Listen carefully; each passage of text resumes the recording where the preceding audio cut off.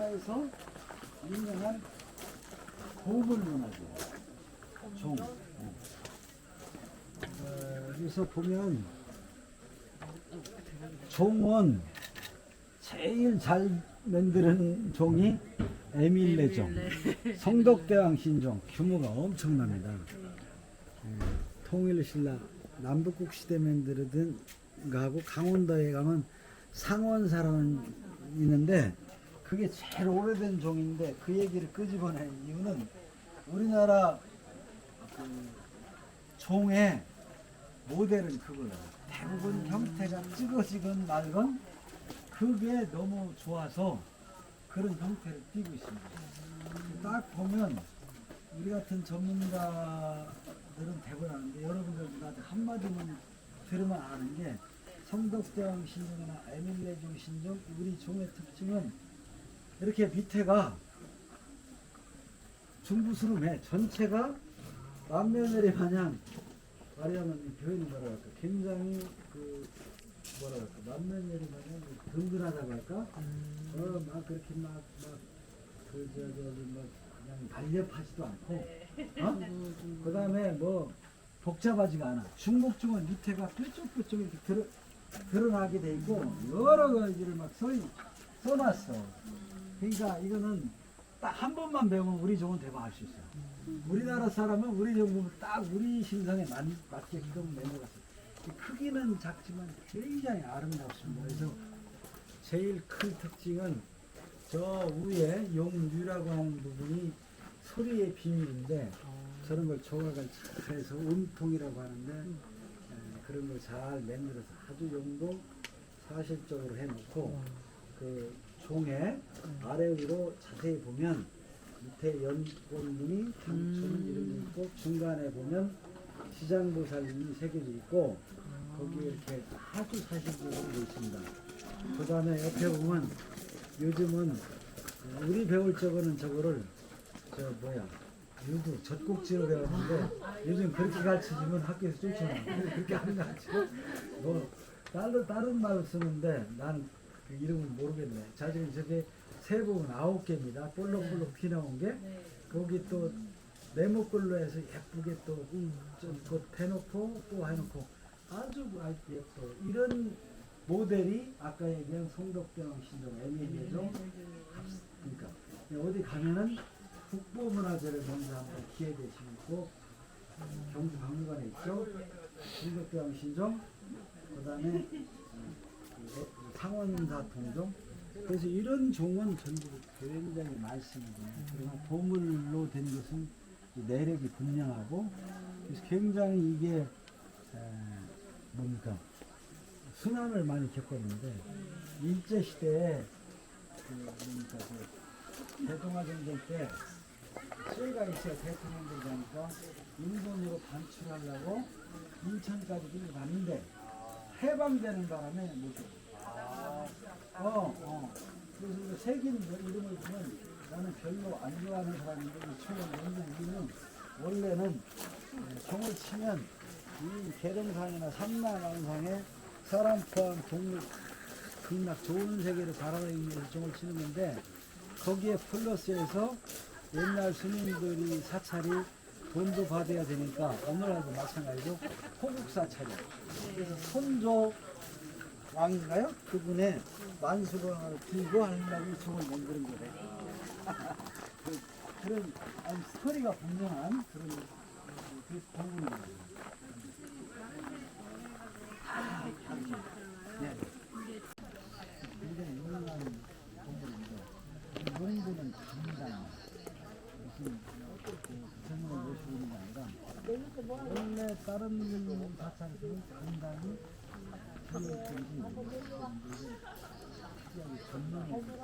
그만큼 사찰의 변화가 많았다는 얘기가 그 다음에 저 때는 아니고 근래에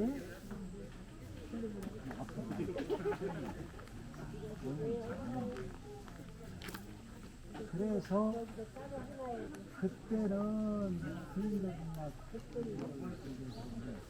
세계유산이 된다든지 문화적 가치를 건드리면 안 좋아합니다. 원형대로 있는 것보다 지금 후회를 많이 하지. 다 건드린 데가. 지금은 뭐 널찍해서 그렇지만 우리 아는 사람들은 원래대로 있어야 좋은데 지금 상당히 앞으로 빼야 되나. 그래서 이거 아는 사람들은 아유 그렇다. 그것이 되려거든요. 알기 때문에 이거 문화재를 이렇게 건드리면 새로 짓거나 하면 문화재 가치가 떨어져요. 그래서 아까 그랬는데 건물은 굉장히 예쁩니다. 여기 막대집이라고 해요. 막대 형태 한칸 집에 집은 굉장히 예쁘게 지었는데 앞쪽으로 매물이 있습니다. 그 다음에 들어가실까?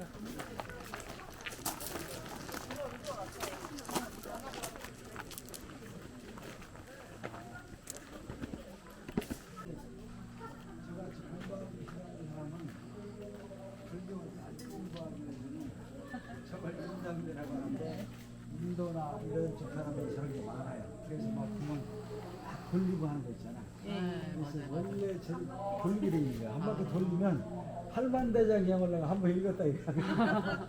돈 주고 그렇잖아. 그래서 이게 진짜 문화재는 예천 용문사에 가면 있습니다. 요거는 요 세면들은 거고 예천 용문사 대정전에 가면 임장대라고 해서 돌리면 말하자면 불경을 다 읽어서 불이나 깐다는 거지. 굉장히 말하자면 종교에서 신도들을 위한 배려지. 그래서 우리가 뭐 시주하고 뭐 저기다 뭐 쓰면 복받는다고 하니까 있는 분들이 이렇게 하는 것처럼 말하자면 스님처럼 팔만대장경을 다 읽을 수는 있지만 일반 신도들도 이렇게 돌리면 그래서 저런 걸 옛날에 만들었는데 우리나라는 많지 않은데 다른 나라 가면 저런 거 보지는 않아요. 여기 교수님 여기 어디 절이지? 어디 절에는 바깥에 있어서 이렇게 막 그러니까 요새 그게 이제 해외여행도 많이 하고 예천 용문사 그런 사례도 있으니까 가만히 생각해보면 좋잖아. 뭐 시집 바뀌니까 이것을 많이 해봤습니다. 의미가 있는 거죠. 중간에 바깥에 있어서 우리 해봤기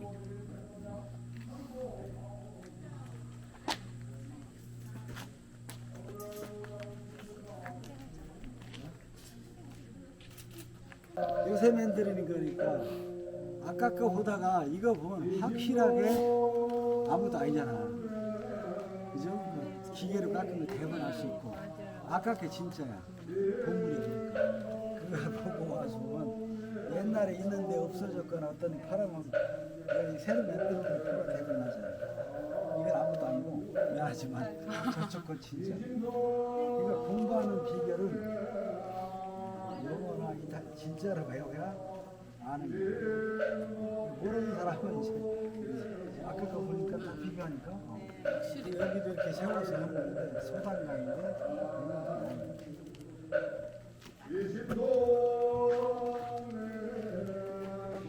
이게 옛날에 유형문화재는 깨끗이 건물도 앞에 거는 복한집이죠. 세보세요. 하나 복한집이죠. 집이고 옆에서 보면 철장이 맞대로 지었는데 옛날 고시고 그런데 중간에 보면 포를 또 댔어요. 이런 걸 다 포라고요. 기둥과 기둥 사이에 중간에 아무것도 안 들은 걸 주심포.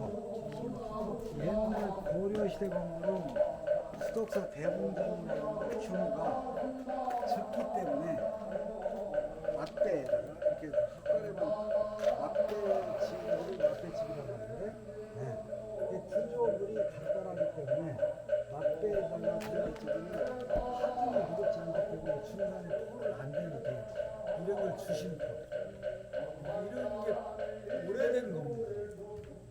고려 때 몇 개 안 남았죠. 근데 중간에 이렇게 하나 더 넣었잖아요. 공포를 이런 다 포를 넣었다. 그러니까 이건 굉장히 특이한 게 아까 대적광장 보고 같이 이 절이 오래됐다는 게 어떤 면에서는 형식의 맞대집을 유지하면서 그래서 활짝이 아니에요. 단순하게 맞대집으로 짓고 앞에는 조선시대에 나타나는 다포를 짓고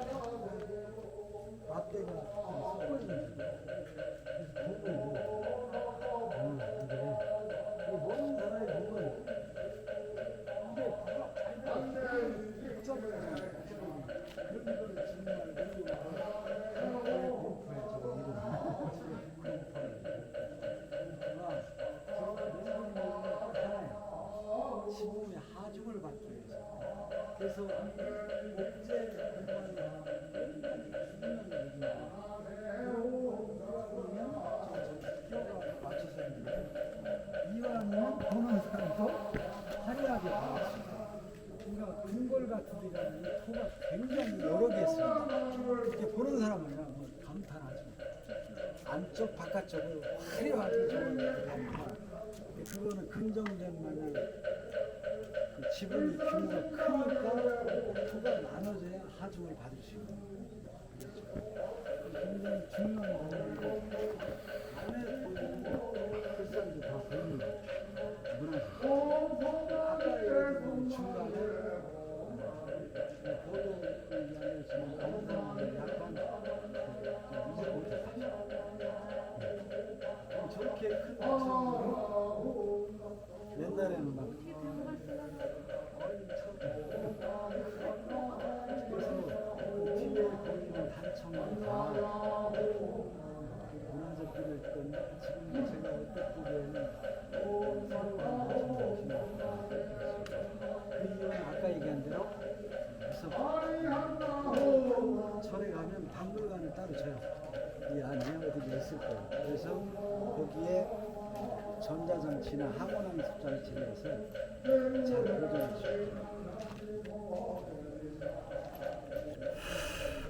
오늘이 그 숫자가 피타고라스로 치면 진리를 수로 표현할 수 있다는 거야. 하나. 그 다음에 아라비아 숫자는 3도 동생 비슷한 거야. 삼각형 합은 180다. 진리잖아. 그거 진리잖아요. 그죠? 네. 그 다음에 우리도 여기 보면 삼세벌, 삼신벌, 뭐 과거, 현재, 미래 이거 보신 거야. 그 삼세. 삼세라는 게 과거, 현재, 미래. 사람이 삼세 속에 있다는 거지. 과거와 연결되어 있고 미래와 연결되어 있고 현재 있나. 그 삼세벌. 그 부처님도 과거, 현재, 미래 이렇게. 그 삼신벌. 몸도 뭐 법신, 화신. 몸도 이렇게 그때부터 바뀐다는 거야. 사람이 뭐 부처님도 법으로 하는 때가 있고 관세음이나 뭐 변화해서 이렇게 보여주는 때도 있고 체인지업을 잘한다는 거죠. 그런. 그래서 이제 이런 진리를 깨친 분이 그 훌륭한 우리 사찰에서 모시고 있는 분이 석가모니 부처님인데 석가모니 부처님은 참 특이했어요. 태어나실 때부터. 저나 여러 사람들이 안 그런 사람도 있지만 무한한 복을 태어나려면 타고날 적부터 잘 타고나야 돼. 그게 전생이다. 전생에 부처님 전에 하도 뭐 온 그 자기 몸을 다 뜯어가서 고시할 정도로 그러한 과정을 거쳐서 석가모니 부처님이 실제로 태어나는데 어려서도 태어나고 잘 태어난 거죠. 어려서도 처음 귀를 가진 게 우리가 절에서 이렇게 논 같은데 밭 같은데 쟁기질을 쭉 하면서 미꾸라지나 지렁이가 반쪽 잘려나가는 걸 봤을 적에 그게 이 힐링 감각 훈련이 굉장히 중요합니다. 지금까지 태어나 있는 게 부처님만 수많은 사람들이 그걸 봤을 텐데 그 감각을 못 느꼈는데 부처님은 너무 그 지렁이 잘려나간 게 불쌍해서 대성통보했다. 그게 첫 번째 필요합니다. 그래서 이제 왕자였는데 들어가서 이게 팔상도 그림을 나타낸 거야. 들어가서 왕자 생활을 하는데 약간 끼가 왕이 보니까 이게 속가적이 안 해. 이쁜 마누라를 붙여줘도 마누라한테 저기 하는 게 아니라 자꾸 그런 요즘 말로 좀 종기적으로 영성적으로 발달해 있는 거야. 그래가지고 출입도 금지시키고 하는데 어느 날 나가서 보니까 어떤 할머니가 할머니가 지팡이를 지고 막 이렇게 가더라는 거야. 나는 왕궁에서 그냥 일부러 왕이 나쁜 거 안 보이고 동고만 보이거든. 야, 사람이 저렇게 태어나서 늙어서 저런 고통을 당하는 거야. 이 문제를 내가 해결해줘. 해서 모든 방법을 강구했음에도 밤에 혼자 야간 탈출을 합니다. 그 예쁜 삼천 중녀를 다 보여주고 그래가지고 피나는 훈련하는 과정에서 이제 마녀도 만나고 막 이랬죠. 정신 속에서 그런 거 게트 파우스트 같은 데 우리가 있는데 서양하고 비슷해. 그런 걸 다 극복하고 인류의 모든 고통을 해결할 수 있는 방법을 제시한 분이 누구다? 부처님입니다. 그래서 지금 전 세계적으로 이렇게 그 진리가 맞기 때문에 이렇게 오늘날까지도 스님들을 출가해서 아침 저녁으로 부처님 모시고 그런 세계를 하려고 하는 곳이 절이야. 그래서 그거를 모든 절에는 지금 얘기한 걸 모든 전각의 그 출가 과정이나 이런 걸 8장면으로 그려놓은 걸 8가지 장면이다 해서 8가지 팔상이라 해요. 그래서 그림으로 그리면 팔상도. 팔상도는 전부 많아요.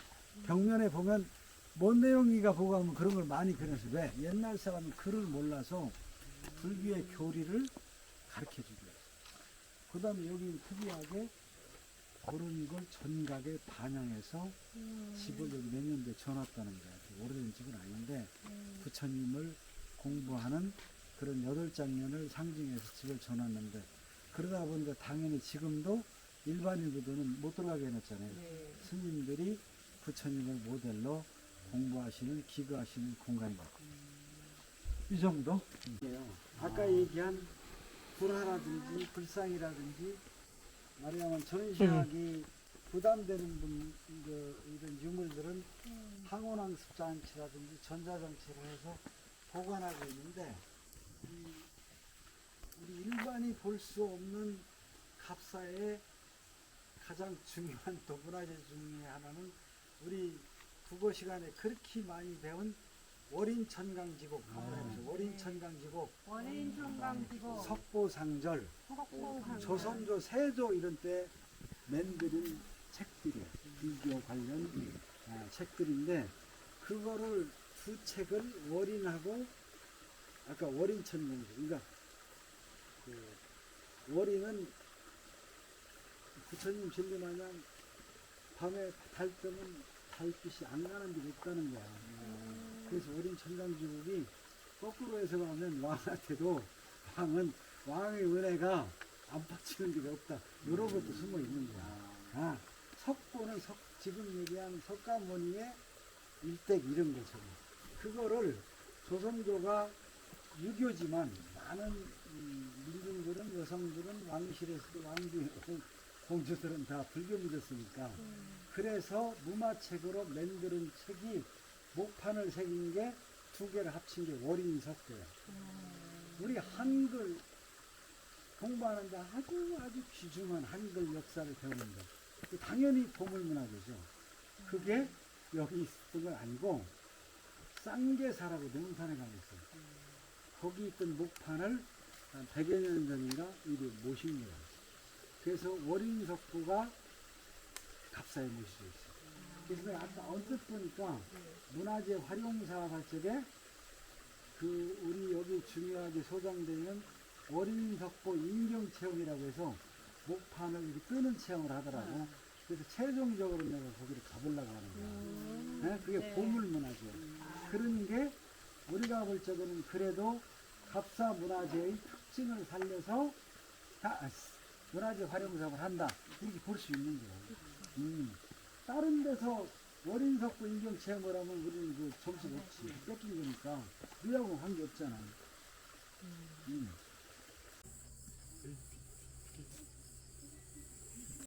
근데 아까 얘기했던 대로 조금 그늘 쪽으로 갈까? 노을 쪽으로 갈까? 공사 중이라 그래서 여기는 표충원이라고 해서 나라의 그 임진왜란 나라를 구한 그런 훌륭한 분을 모시는 별도의 공간입니다.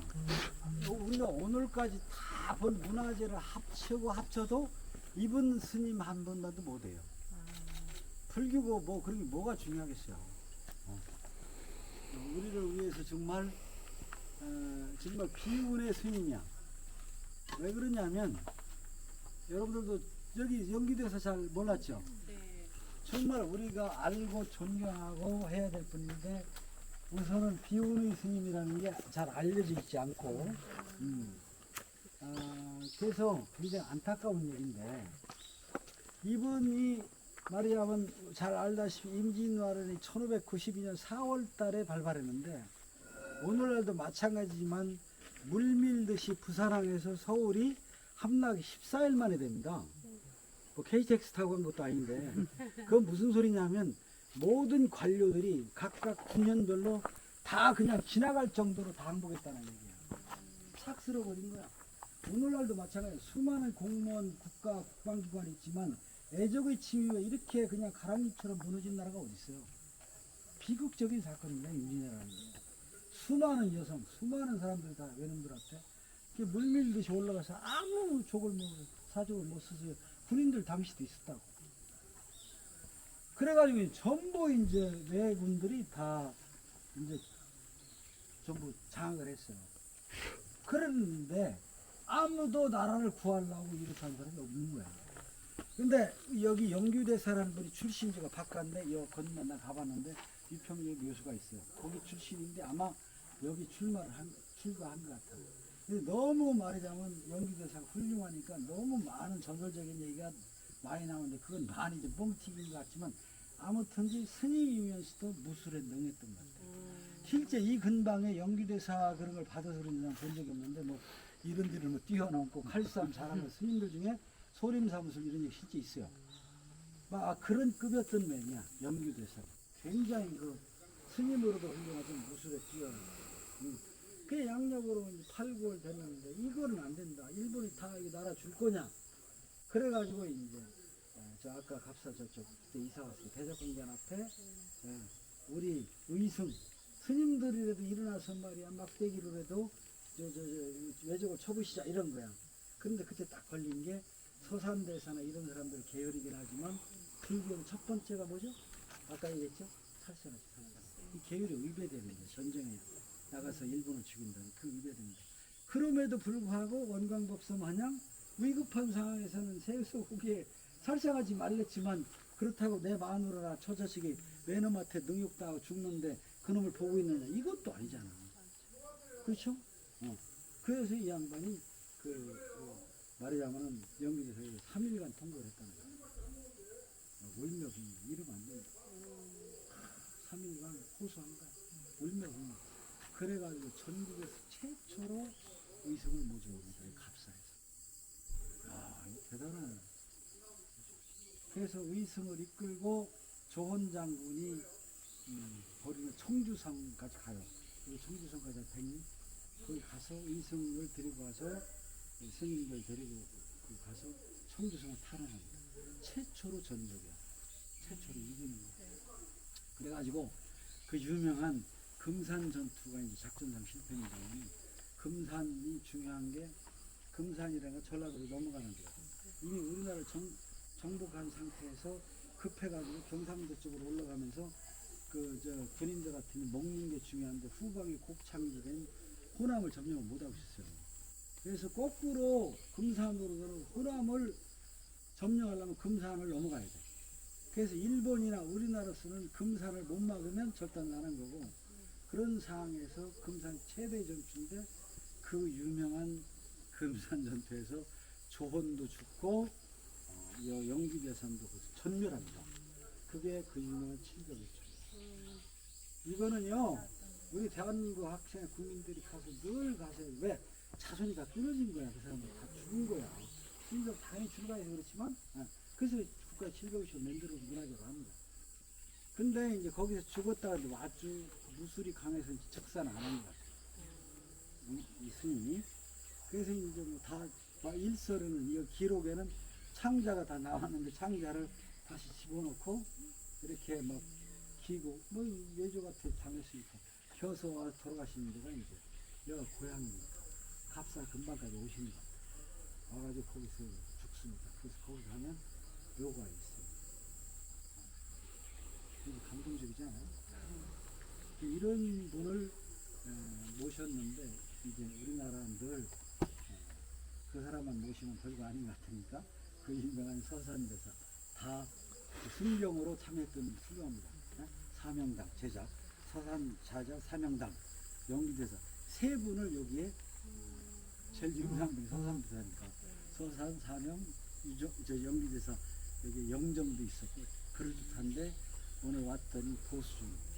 그래서 그런 걸 최근에 이걸 해놓고 그래서 갑사에서 지금 최고 큰 행사는 그 영규대사 제례를 10월달 진행합니다. 저도 한 번 와봤네. 기회 되면 와보시도록 하고.